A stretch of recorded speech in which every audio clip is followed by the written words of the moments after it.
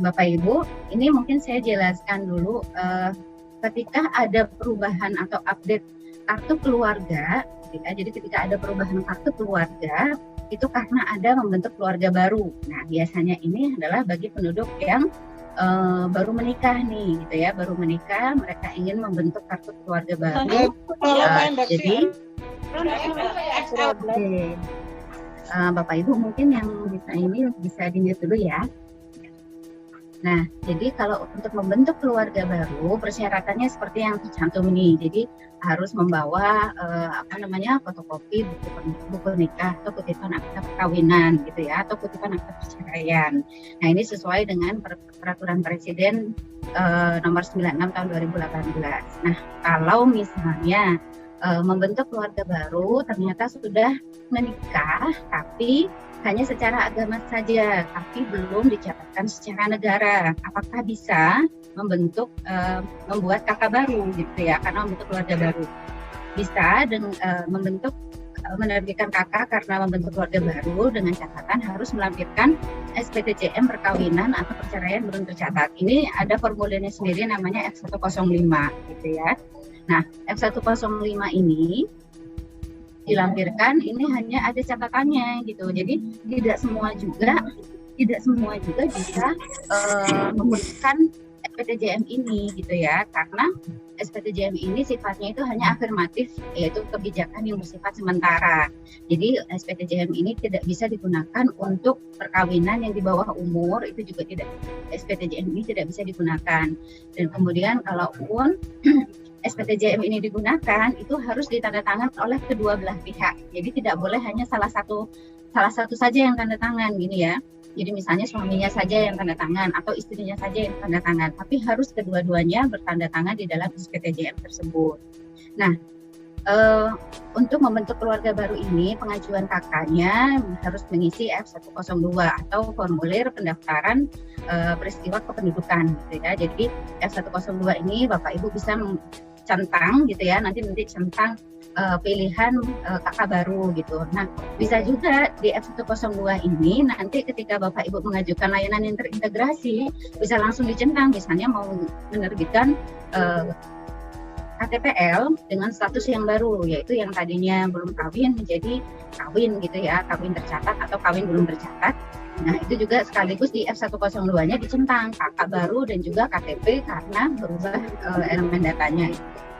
Nah, ini Bapak Ibu penjelasannya adalah bahwa fotokopi buku nikah atau kutipan akta perkawinan atau SPTJM tadi itu diserahkan kepada petugas, dan nanti di dalam, kalau misalnya menggunakan SPTJM, di dalam SPTJM tersebut kan nanti harus ada saksi ya, tapi saksi itu tidak perlu dilampirkan fotokopinya, dan kemudian nanti dinas akan proses dan akan menerbitkan kakak baru.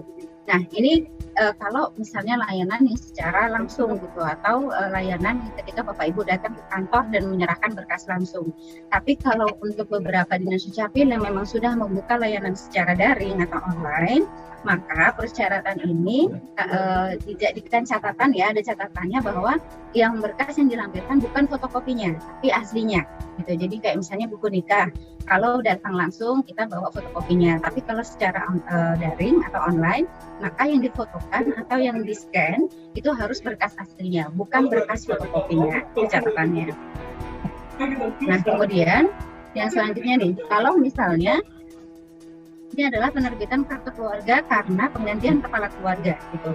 Kepala keluarga itu bisa berganti karena apa? Karena salah satunya misalnya kepala keluarga ini meninggal gitu ya, atau kepala keluarganya pindah. Jadi kepala keluarga pindah tanpa membawa anggota keluarga, maka bisa diterbitkan kartu keluarga baru untuk anggota keluarga yang tidak ikut pindah tersebut gitu.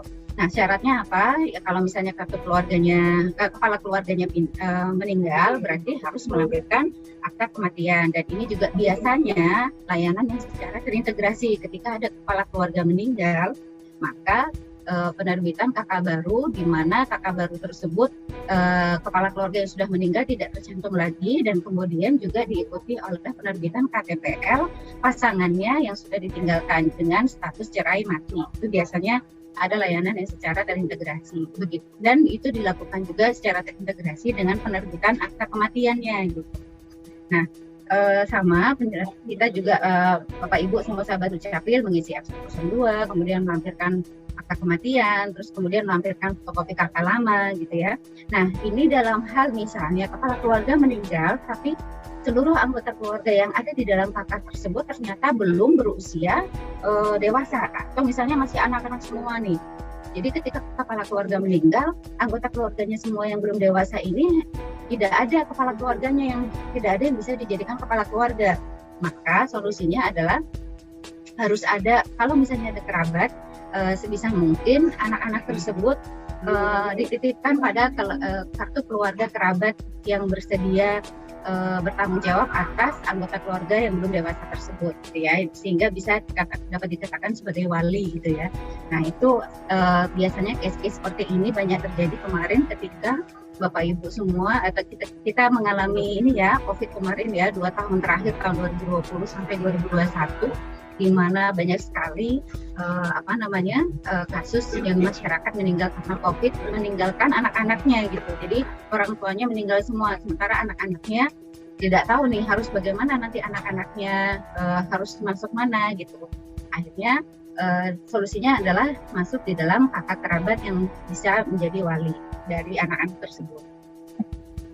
Nah, Bapak Ibu, kenapa ini perlu diganti gitu ya, kepala keluarga meninggal atau kemudian kepala keluarga pindah yang tidak diikuti oleh anggota keluarga. Nah, kalau misalnya kepala keluarganya pindah yang tidak diikuti oleh anggota keluarga, maka persyaratannya harus melampirkan SKP dari kepala keluarga tersebut. Nah, kemudian kenapa ini harus diterbitkan nomor KK baru atau kenapa harus diterbitkan KK baru? Karena ini. Jadi nomor KK sebetulnya itu adalah nomor KK itu melekat kepada kepala keluarga. Jadi kepala keluarga dimanapun dia berada, dimanapun dia berdomisili, itu nomor KK-nya tetap. Jadi ada banyak kasus-kasus sebelumnya, misalnya sahabat Dukcapil ini tadinya bertempat tinggal di kecamatan A gitu ya, terus kemudian pindah ke bertempat tinggal di Kabupaten A, terus kemudian ternyata karena pekerjaan pindah sekeluarga nih semuanya pindah ke kecamatan B, ya, ke Kabupaten B. Nah, sebetulnya nomor KK itu tetap. Jadi walaupun berganti domisili, nomor KK-nya melekat sepanjang kepala keluarganya juga ikut pindah, gitu ya. Maka kalau misalnya ada kepala keluarganya saja yang pindah, gitu ya, maka nomor KK-nya ikut ke kepala keluarga yang pindah. Tapi anggota keluarganya yang tidak ikut pindah itu akan tetap di domisili yang awal dan kemudian diterbitkan nomor KK yang baru. Jadi kenapa ini harus diterbitkan KK baru bagi anggota keluarga yang tidak ikut pindah? Karena nomor KK-nya pasti nanti akan berubah.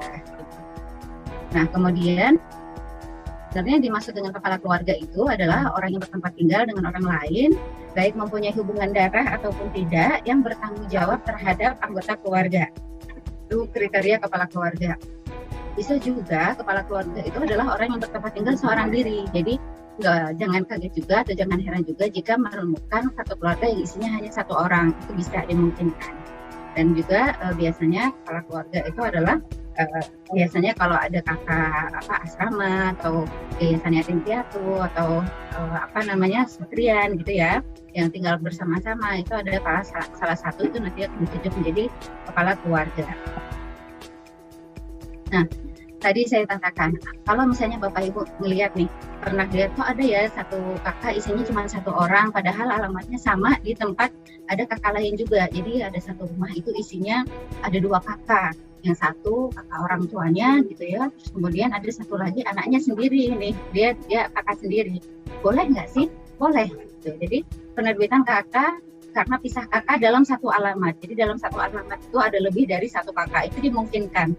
Syaratnya adalah yang mau pisah kakak itu walaupun belum menikah, tapi paling tidak sekurang-kurangnya sudah berusia 17 tahun ke atas, atau sudah kawin atau pernah kawin yang dibuktikan dengan kepemilikan KTPL. Karena kita menganggap orang dengan kriteria tersebut artinya sudah dewasa, minimal dia sudah bisa bertanggung jawab terhadap dirinya sendiri. Gitu. Jadi mungkin ada pertimbangan-pertimbangan tertentu yang menyebabkan yang bersangkutan ingin pisah kakak. Misalnya dia tidak ingin membebankan orang tuanya dengan iuran BPJS, karena iuran BPJS itu kan melekatnya di kakak gitu ya. Jadi saya pengen bayar sendiri nih, nggak pengen membebani orang tua, makanya dia pisah kakak sendiri walaupun masih dalam satu alamat yang sama.